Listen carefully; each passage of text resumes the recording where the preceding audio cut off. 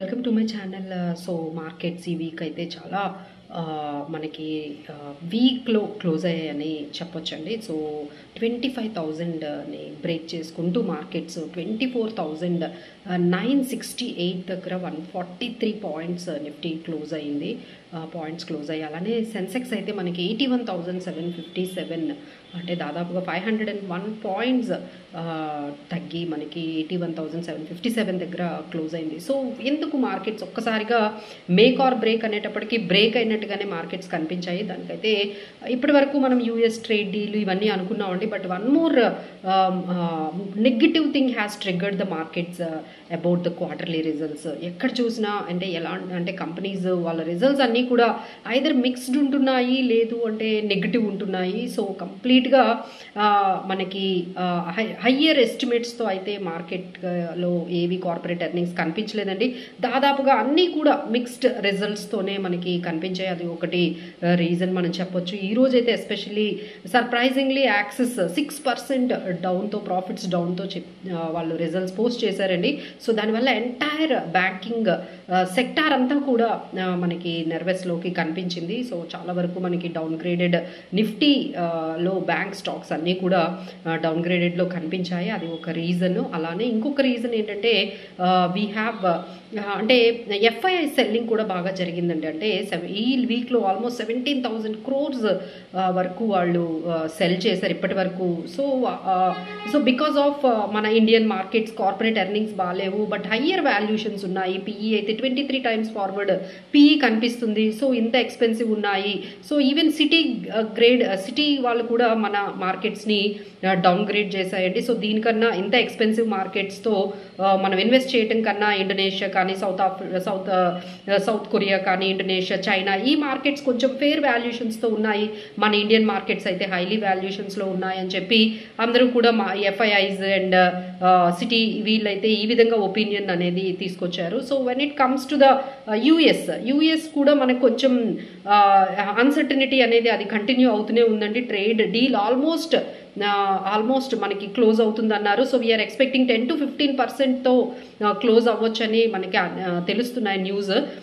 So ఈ విధంగా మనకి ఏమైనా పాజిటివ్ న్యూస్ 10% అంటే మిగతా కంట్రీస్ అంటే మనతో కాంపిటీటర్స్గా ఉన్న ఇండోనేషియా లేకపోతే బిజినెసెస్లో ఎక్కువగా ఎమర్జింగ్ మార్కెట్స్తో మనం చూసుకున్నట్లయితే 19-20% వరకు వాళ్ళు టారిఫ్స్ వాళ్ళు యాక్సెప్ట్ చేసేసారు. బట్ మన ఇండియా మాత్రం 10% నుంచి స్టార్ట్ చేయాలని అక్కడ మనకి అది పాజిటివ్గా అవుతుంది, కౌంటర్ పార్టీస్తో కాంపిటేటివ్గా ఉంటుందని చెప్పి మనకు కొంచెం డిలే అవుతుందండి. So let's hope next week అయితే ఈ 10-15%తో ఏదో ఒక పాలసీ అయితే ఈ యూఎస్ ట్రేడ్ డీల్ వస్తుంది. సో ఈ విధంగా కొంచెం అన్సర్టనిటీ అక్కడ కూడా మనకి పైలప్ అయిపోయింది.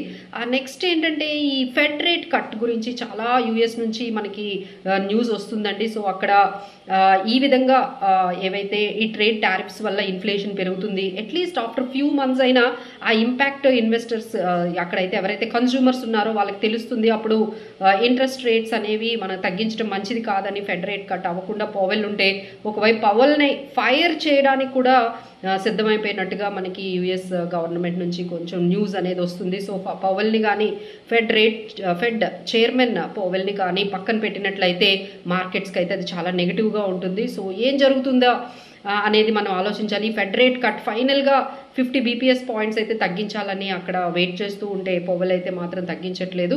సో అసలు ఆయన్నే తీసేస్తారా, అసలు ఫెడ్ రేట్ పాజ్లోనే ఉంటుందా, ఫెడ్ రేట్ కట్ జరుగుతుందా, దీన్ని బట్టి కూడా మార్కెట్స్ అనేవి రియాక్ట్ అయ్యి రెస్పాండ్ అయ్యే ఛాన్సెస్ అయితే ఉన్నాయండి. సో ఎటువైపు చూసినా మనకి ఈ వీక్ మనకి సపోర్ట్ లెవెల్స్ అయితే 24,800 25,000 దగ్గర అయితే సపోర్ట్ లెవెల్స్ మనకు కనిపిస్తున్నాయి. రెసిస్టెన్స్ అయితే 24,350 24,400 రెసిస్టెన్స్ లెవెల్స్ కనిపిస్తున్నాయి. ఇంకా మనకి రేపు చూసుకున్నట్లయితే ఇంకా రిజల్ట్స్ అంటే all banks ICICI bank, HDFC bank, తర్వాత AU small finance bank, RBL bank, ఇలాంటి చాలా కంపెనీస్ మనకి రిజల్ట్స్ రేపు రాబోతున్నాయి. మండే కూడా చాలా కంపెనీస్ రిజల్ట్స్ని వాళ్ళు పోస్ట్ చేస్తూ ఉన్నారు. So much of information is coming in to the market. So ఎక్కడెక్కడైతే నెగిటివ్ న్యూస్ వస్తుందో అక్కడ మార్కెట్ అయితే అక్కడ డిస్కౌంట్ చేసుకుంటూ వెళ్ళిపోతుందండి. సో కార్పొరేట్ ఎర్నింగ్స్ ఇప్పటి వరకు అయితే మాత్రం బీట్ చేయలేకపోయాయండి. అన్నీ కూడా below estimates of the market or in line estimations మిక్స్డ్గానే ఉన్నాయి, కానీ బెటర్ అయితే పొజిషన్ అయితే మనకి ఇప్పటి వరకు అయితే అంత కార్పొరేట్ రిజల్ట్స్ బెటర్ ఉన్నవైతే అంత ఎక్కువగా మనకి కనిపించలేదు. So these are all different uncertainties అయితే మార్కెట్స్ ఉన్నాయి. సో ఇందులో కూడా మనము ఏదైనా బయింగ్ ఆపర్చునిటీస్ ఉన్నాయా అంటే ఒక గుడ్ న్యూస్ ఏంటంటే మన India free trade agreement with యూకేతో చేసుకోబోతుంది.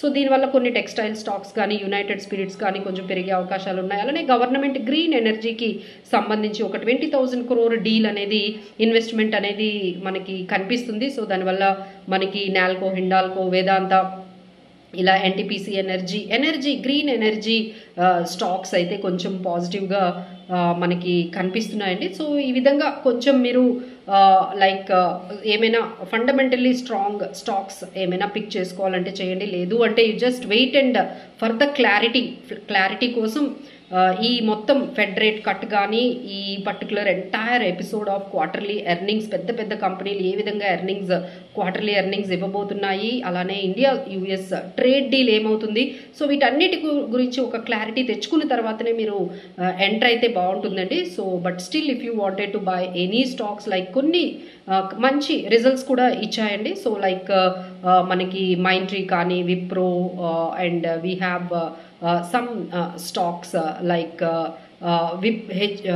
హెచ్డిఎఫ్సి, ఏఎంసి, పాలీక్యాబ్, ఇలా కొంచెం మీరు స్టాక్ స్పెసిఫిక్గా సెక్టార్ స్పెసిఫిక్గా ఏవి మనం మెయింటైన్ చేసుకోవాలి, ఏ స్టాక్స్ నుంచి బయటకు వచ్చేయాలి అనేవి మీరు ఒకసారి ఈ వస్తున్న క్వార్టర్లీ రిజల్ట్స్ వాటిని అన్నిటిని మీరు గమనించుకుంటూ డెసిషన్స్ తీసుకోవాలండి. But we do prefer don't take any kind of decisions right now.